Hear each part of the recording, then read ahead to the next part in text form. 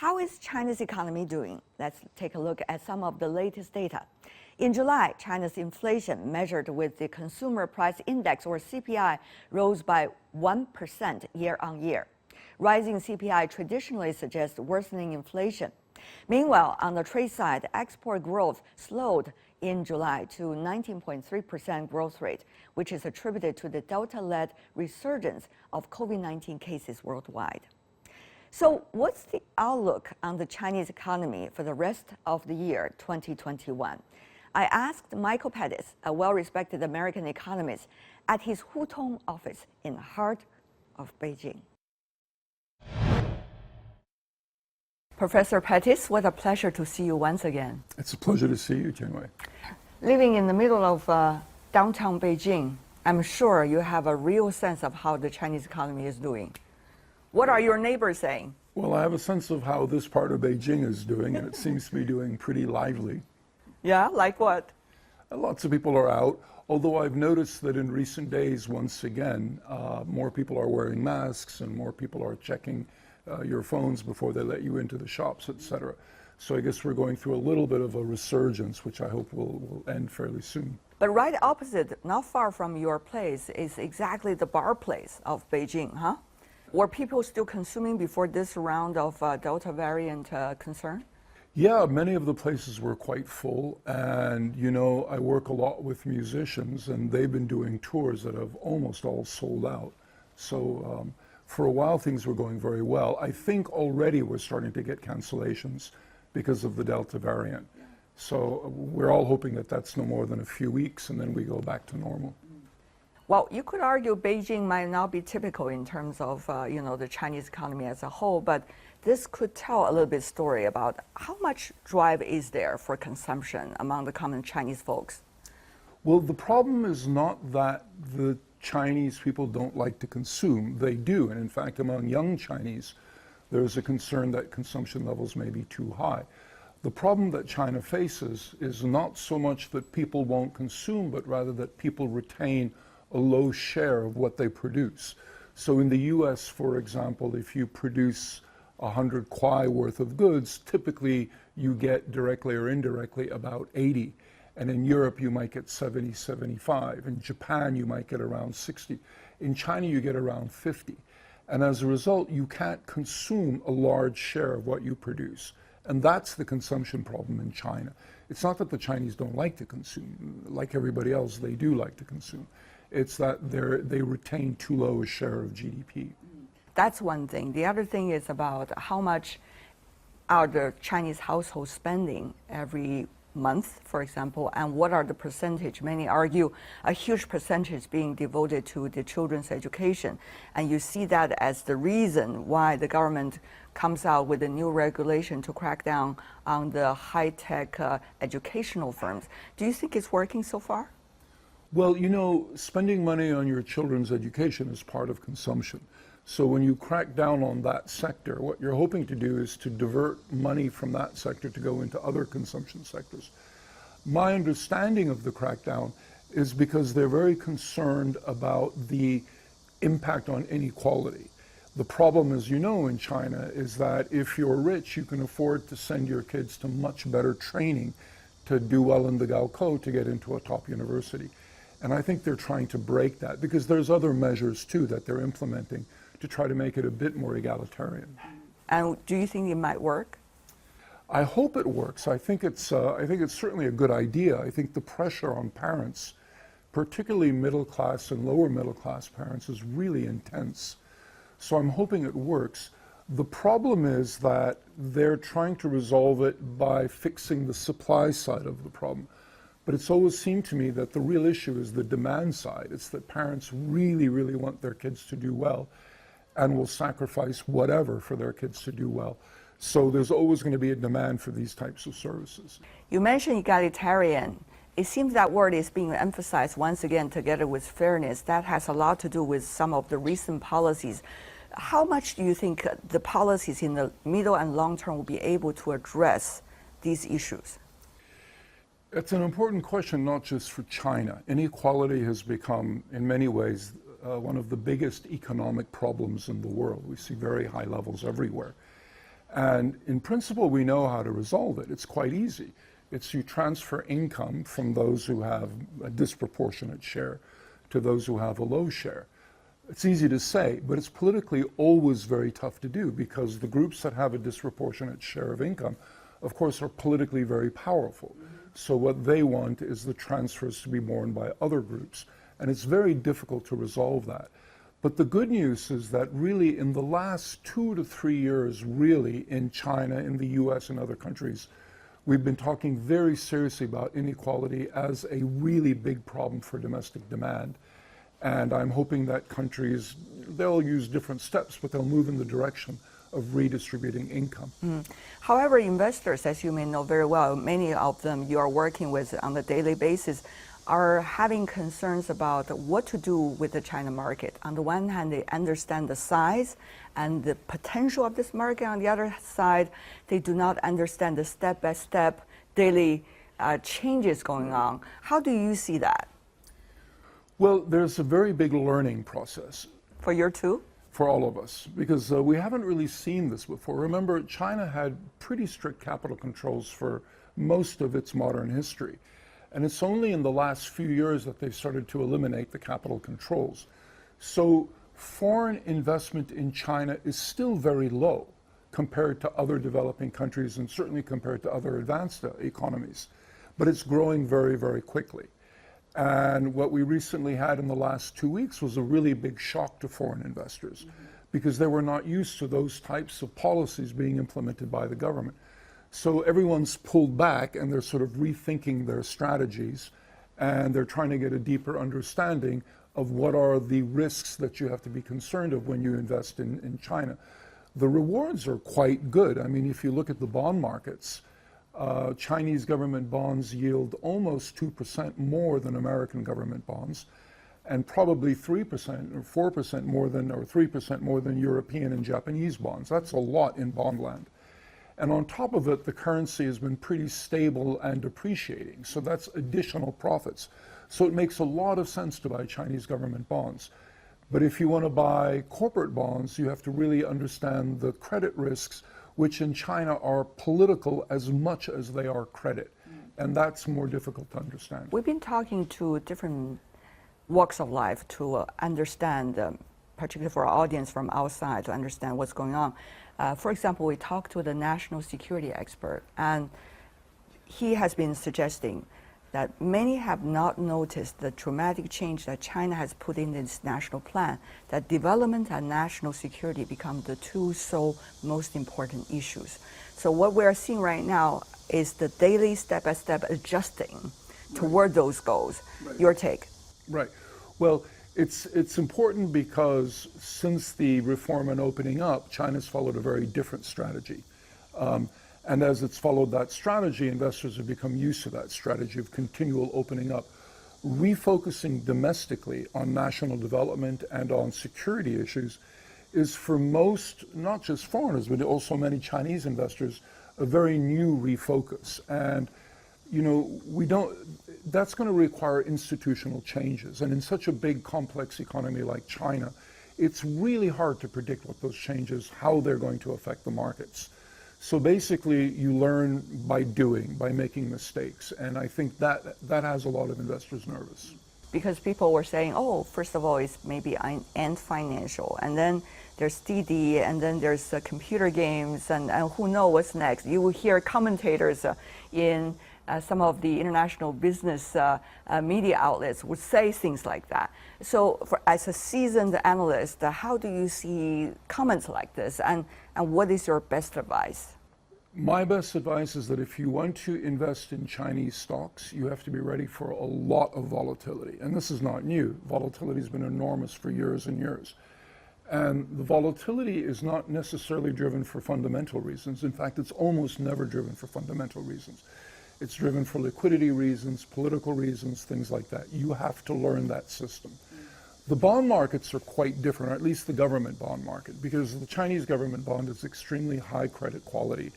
And so all you have to care about is the interest rate and the currency.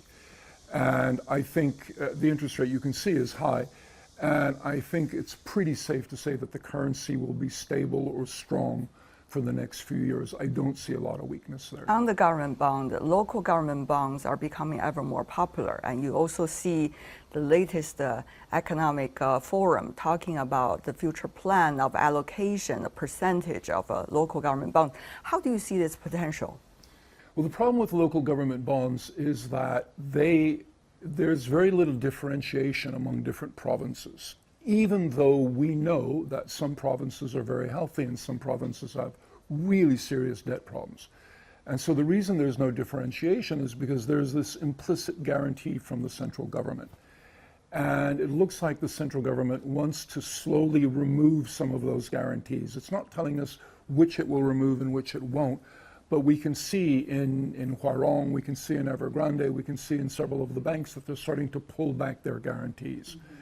Now that's not a credit process, that's a political process. So in order to judge it, you have to be able to judge the politics. So I think foreign investors are very nervous about provincial government bonds. They prefer central government bonds. And some of them are starting to play with high yield bonds in China because there are some high yields.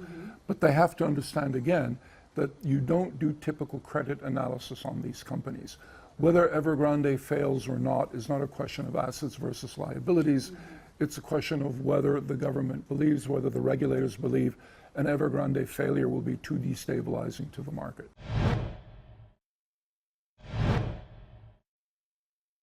The other thing is about the Central Economic Forum that just wrapped up a few days ago. What do you see as the most important policy lines in that statement? Well, to me, there's this real undercurrent of debate taking place in China about the economy. And you can broadly break it up into two groups. One group is very worried about the rise in debt. So you get these constant references by the central bank, by the banking regulators, the CBIRC, and by other people on the regulatory side who are warning about the need to bring debt under control. The other group is very worried about slowing growth, and so they're warning that we need to keep stepping on the accelerator and speed growth up. Now, the problem is that those are two completely conflicting strategies. You cannot, without a growth in debt, growth in China, economic growth in China probably wouldn't be more than 2 to 3%. So if you want growth rates higher than that, you need the debt burden to get worse. If you want the debt burden to stop getting worse, you have to accept lower growth rates than that. And I don't think that debate has been resolved. I think that there still is a great deal of argument about that. I think for now, those who are more concerned about debt have slightly the upper hand. But what we've seen in the past is that when they get the upper hand and growth starts to slow, then you get policymakers get very nervous about growth, and then you start to see a debt pick up and growth pick up again. That's something that has to be resolved, and I don't think it has been resolved yet. It did mention about carbon. Of course, many believe it could be one of those drivers. How realistic do you think people should be about that possibility? Well, you know, the comparison is with, say, the US in World War II. War turned out to be very good for the economy. And so people say if we have a war on environmentalism, on issues of the environment, in a sense, a kind of war where we spend huge amounts of money in order to resolve, in order to beat this particular enemy, this could be really good for the economy. The problem with that thinking is that there are cases under which it's good for the economy. You have to remember that when the US entered World War II, it had gone through the biggest depression in its history. It had huge levels of unemployment and huge levels of unutilized resources. And so it was able to transfer all of that towards the war without significantly undermining the economy. China doesn't have a huge amount of unutilized capacity, doesn't have high levels of unemployment. So a serious environmental fight might actually also, in the short term, reduce the growth rate. In the long term, it would be good for everybody. But in the short term, it could have adverse economic consequences. So what we're having now is a lot of things at different directions, right? You've got the geopolitics, you've got the pandemic, you've got people thinking about what's going to be the future driver of the economy, carbon, for example. So how do you see the policymakers in China are trying to reconcile all of these possibilities, and how do you read the final statement, for example, for the latter half of the year on the economic conference? You can't even predict COVID. And if you can't predict COVID, you can't predict anything else. And so even if that were the only problem, it would be a mess. But it's not the only problem. There's lots of other problems, and it's very, very hard to figure out which way to go. Moving on to the China-U.S. Relations, you've been working on analyzing the Chinese economy, China-U.S. trade for a long time. How do you read the future for the rest of the year, at least, in terms of China-U.S. Trade interactions? Well, we got some beautiful birds chirping. Yes. I hope it's a good sign. Well, that should be good for the interview, right? Chirping yes. Birds. The issue for trade, I think, is there are two important points that I would make. The first point is that everybody looks at the U.S.-China conflict because it's the best show in town. It's the most exciting show. But I think it's a really big mistake to see this global problem as a U.S.-China conflict. As I see it, there are conflicts all over. There are, within Latin America, within North America, in Europe, in China, among Chinese neighbors, etc. There's a lot of conflict. And I think that this shouldn't come as a surprise. In my 2013 book, I said this had to happen. As we were in a period of what Danny Roderick calls hyperglobalization, we were going to start to see a retreat from that as the costs of globalization mounted, one of which is this severe income inequality. And as we retreat from it, historically, global political tensions always rise. And so I'm not surprised that they've risen, and I don't think they're going to go away. I think it would be useful if we place less attention on the U.S.-China relationship and just recognize that we have bad relationships. Everybody has bad relationships with everybody right now. It's really, really difficult to see how this gets resolved quickly. And I don't think it's going away. I think we have at least 2 or 3 more years of geopolitical tensions, of unhappiness. That's the bad news. The good news is that in the U.S., the new program by the Biden administration, I hope will be very successful, and there'll be 2 components to it. First is significant investment in American infrastructure, which the U.S. definitely needs. And secondly, by increasing demand, businesses in the U.S. are also increasing investment significantly. This is already happening. Now, if investment rises significantly in the U.S. in the next 6 months, the next 12 months, that means that the U.S. trade deficit will be balanced not by low savings, but by high investment. And that's the good way of balancing it. Low savings is the bad way of balancing it. So I think in that case, we'll see rapid growth, and people will focus less on the trade deficit as a big problem. It'll only be temporary, but at least for 6 months, a year, 2 years, the trade deficit will become less of an issue. But now if you look at the U.S. economy, it seems that it's not doing as well as earlier expected. The CPI up, the growth rate down, not to mention some of the other numbers. So with the U.S. economy reality like that, will there be even sharper conflict between China and the United States? As we know, there's a lot of politics behind this. Right. The politics and the security issues and things like that, I can't really comment on. I have no expertise there. I don't think that's going away. I think that's going to be around for a while.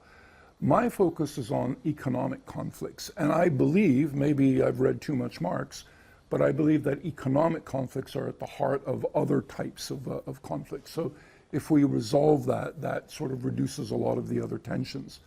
And there, I think that there can be a temporary relief of the economic conflict if we see explosion in investment. Many of the people that we talked to over the past half a year have been quite optimistic at the very beginning of the Biden term, both about its policies on China-U.S. relations and also on the revival of the U.S. economy. But over the months, we see that number has been going down. But you seem to be quite stubborn, still standing over there. Yeah, we call it the honeymoon. This happens with every president. We haven't seen the honeymoon. Well, the honeymoon is the initial period, of course, where you're very excited, everything looks good, and then reality sets in, and you realize that there's no such thing as good without costs. There's always some distribution of costs and benefits. And as the costs start to be distributed, you start to get a great deal of unhappiness. But so far, I think the economy looks good. The key is Congress, the politics. If they can get through the infrastructure bill, then I think that leaves the U.S. in a very strong position. Because let's face it, U.S. infrastructure is pretty bad. And improving U.S. infrastructure is almost a free lunch. It will have a much better impact on the economy than a cost.